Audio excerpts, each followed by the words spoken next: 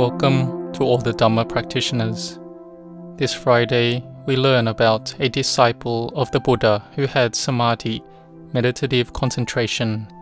She had metta, loving kindness, and could enter samadhi to the level of jhana, mental absorption. So we can see that in the Buddha's time, there were many who were born with merit and goodness, and even being lay people, they could practice to a higher level than the monks. One example is the wealthy merchant Chitta. He was very wealthy, but he had jhana and special psychic knowledges as well, and he had attained Dhamma to the level of anagami, non-returner. And there were also some laymen and laywomen who had a high level of noble virtue. There was one laywoman with an interesting biography, so let's learn more about this. This woman was named Uttara. Lady Uttara was more excellent than all the lay people of the aspect of one who could absorb and enter jhana. Lady Uttara was born as the daughter of the man Puna. Puna was a farm labourer on the land of Sumana Seti in Rajagir city of King Bimbisara. Puna was very hard-working, and even on the annual holidays, Puna still farmed and did his duties as usual. He was very diligent and persevering, and here his merit was about to arise. One day when he was farming the fields, Venerable Sariputta, the right-hand chief disciple of the Lord Buddha in the aspect of wisdom, left Nirodha Samapatti, the attainment of extinction, and took his alms bowl and walked to the field that Puna was farming. Puna saw the venerable elder and stopped farming and paid his respects. Puna offered some mouth-rinsing water and toothwood. We can see that in India they sell toothwood in the market regularly. They carry around 1 or 2 pieces wherever they go, and they would brush their teeth so it was very white and clean. And after the venerable elder had finished cleaning his teeth and rinsed his mouth, he kept walking.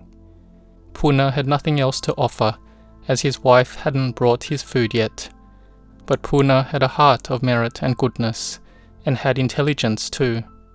Puna thought that the reason that the venerable elder monk came today was to assist us. If his wife met the venerable monk, may she offer the food that was meant for him in the venerable's alms bowl. And his wife was going to send the food to her husband Puna, and on the way she met with the venerable elder Sariputta first.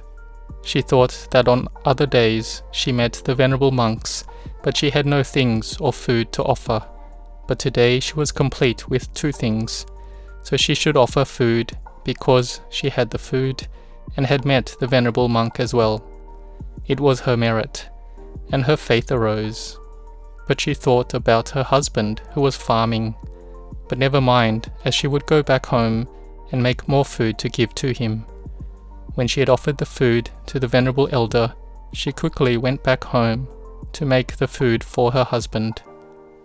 And Puna kept farming until it was late in the day already, and the wife hadn't yet come to bring his food. He started to get hungry, but he thought in his mind that however it is, that if his wife had met Venerable Sariputta, may she offer the food as alms. And when she met her husband, she thought he would be angry, so told him immediately, "Don't be angry, let me speak first. I came late today, and I've never come late like this before. I came late because of a good reason. I took the food that I made for you to offer as alms to the venerable elder monk first, and I went back to make food, so I came late." The husband Puna heard this and felt joy and satisfaction. Both of the husband and wife felt inner joy and had happiness and rapture from their actions. Puna finished eating and slept for a little while, and after waking up he thought his eyes were playing with him, because he saw a rock in the farm that looked like gold. How was this possible? He had farmed this plot of land for many years, and had never seen gold shine in the farm like that. So why was he seeing it as gold? So he told his wife to go have a look, and when the wife heard this, she said, You are probably tired. Or do you want to be rich? Do you want to be rich and wealthy? Or are you feeling very hungry so that you're seeing things? But when they went to have a look, they both saw it was real gold. They both saw that it was gold. So they collected the gold in a tray and took it to offer to the king. And people were sent to dig up the gold on that farm. But when they were going to collect the gold to put on the cart, the prince there said that it was the merit of the king so that the gold could arise in this farm. It doesn't arise easily. And then the gold changed to being dirt as normal.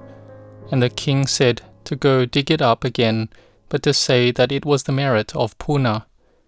We can see that this subject of merit and goodness was of each individual's.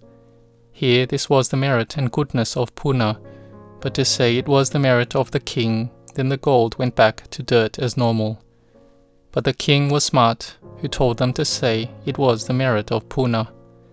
So when the prince followed what he was told to do, then they collected many carts of gold, gave it to offer to the royal treasury.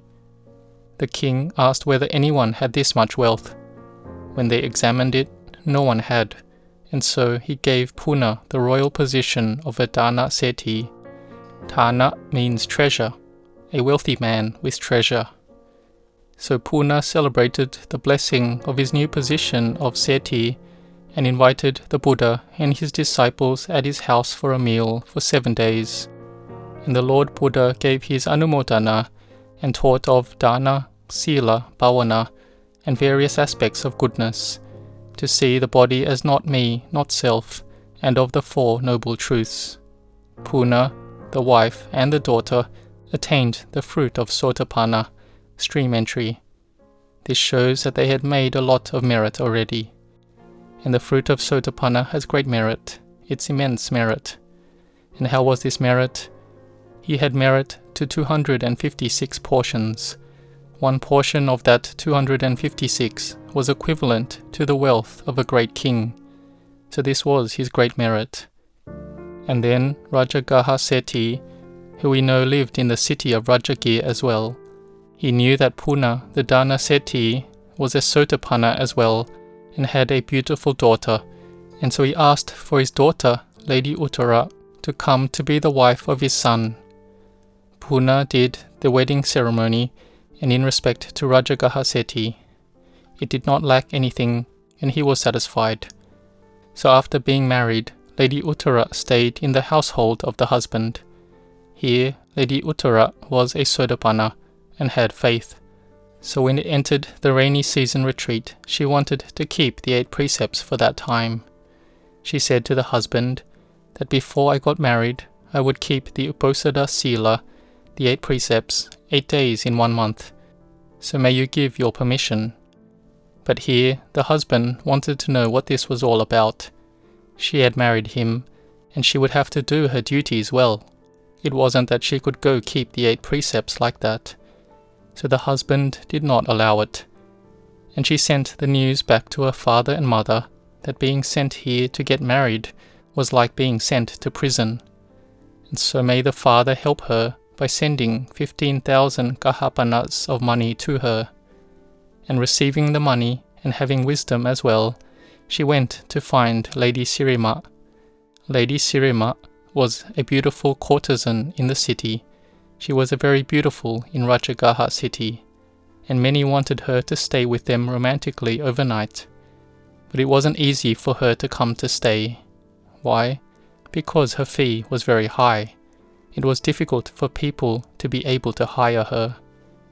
So Lady Sirima received the 15,000 kahapanas and accepted to be the wife temporarily.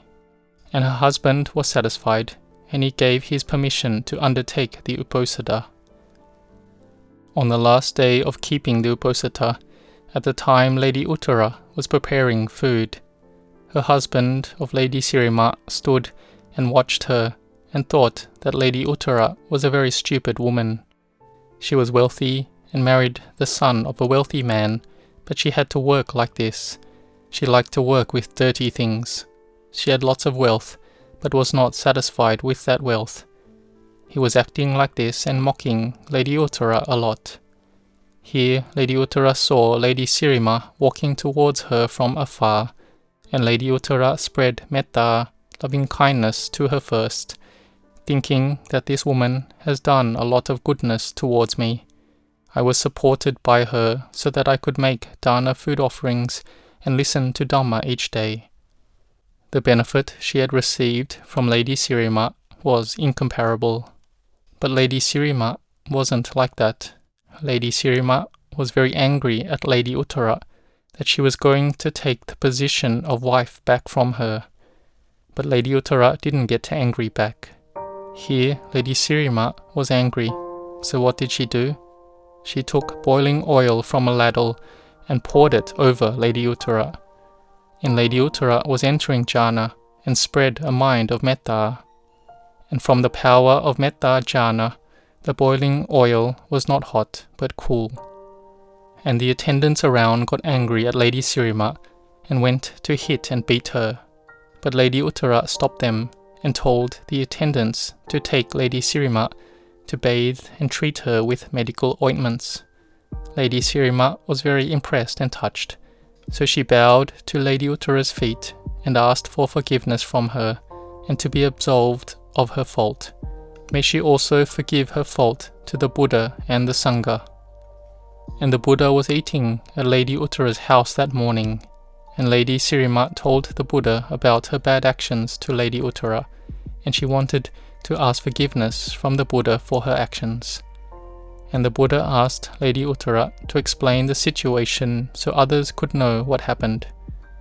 Lady Uttara said that she thought Lady Sirima had come to her from afar, walking from the house towards her, and so Lady Uttara spread metta to her, and thought that she owed so much to her because she could have a chance to make merit, give dana, and listen to Dhamma every day because of this woman. So she couldn't find one who had given her higher benefit than her. So she had metta and compassion, entered jhana, and spread metta. And the Buddha praised Lady Uttara as being expert and skilled in absorbing into jhana. We can reflect that at the time of the Buddha, there was only one person excellent like this. It has been 2,564 years since the Buddha's parinibbana, and we have never heard of it, right? Of a rich family arising, she being wealthy, the husband rich, and she could undertake the precepts and practice meditation and find another wife for her husband. There isn't anything like this. So she was excellent and had a lot of merit and parami, spiritual development. And so let us be determined that we may not have the parami like Lady Uttara, but we are determined to practice Dhamma and meditation and try to develop samadhi. Training like this, we will gain happiness and spiritual development. May you all meet with happiness in the world and in the Dhamma. May you be well.